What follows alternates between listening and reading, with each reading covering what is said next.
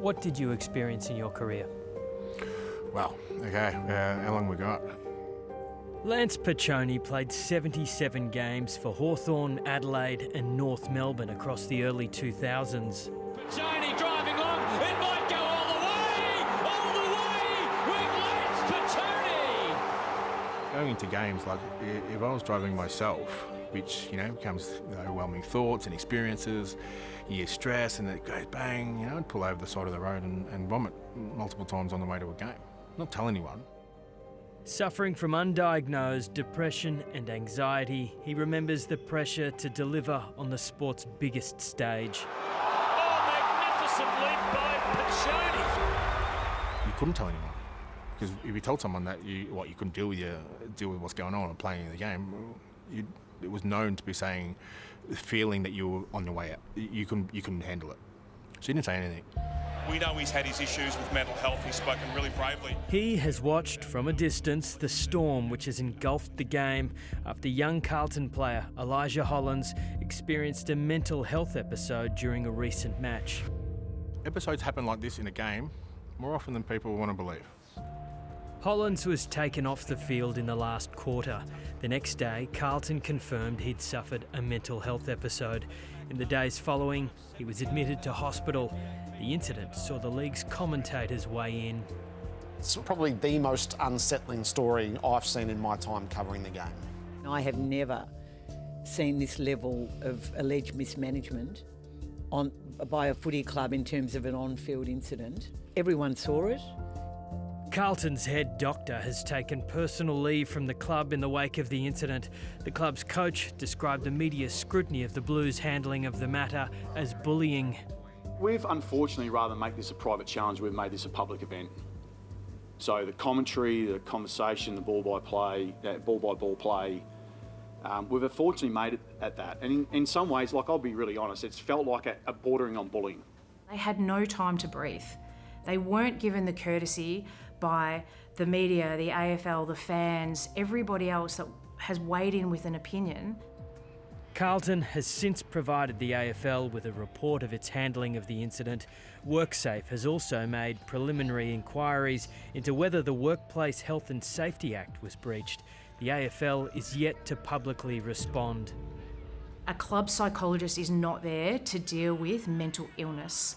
80% of your work is looking at performance-based issues, general mental health.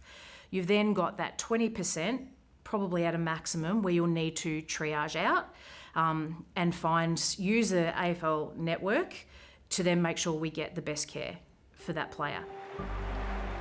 Former Collingwood psychologist Jackie Lauder was present on the interchange bench every game day. She says it helped her to act quickly if she noticed any subtle changes to player behaviour. That's not necessarily what happens at every club, nor does it need to the same way, but it was because that is what worked for our club and our players.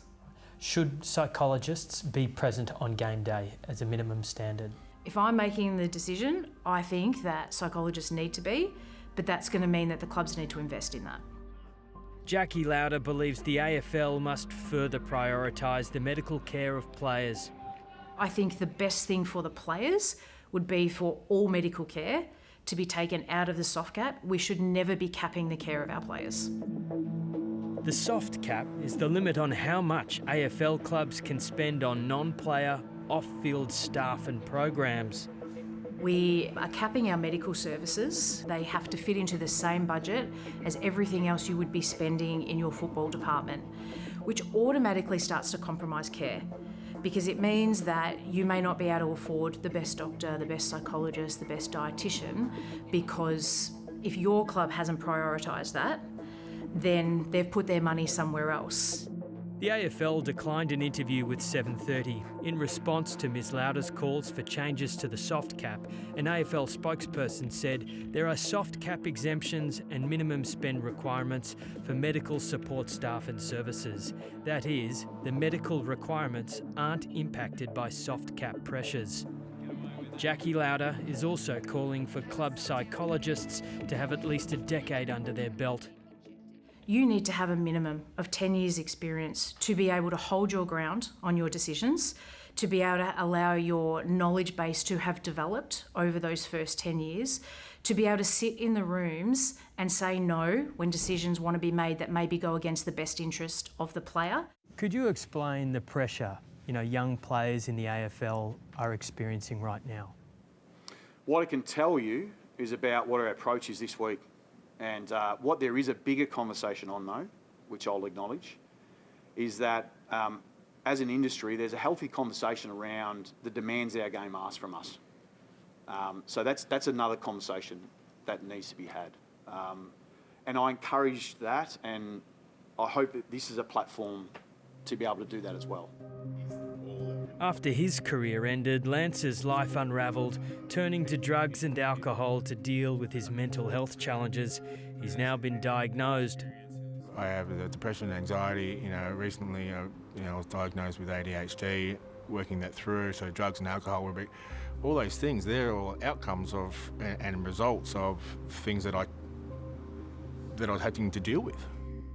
Since his retirement, Lance Piccioni has been a mental health and suicide prevention advocate. And to any person, player, going through certain challenges, allow yourself to get better. I think that's the biggest one. You got to allow yourself to get better. But I live by this saying in my life, is that from the darkest of places you find the brightest of lights.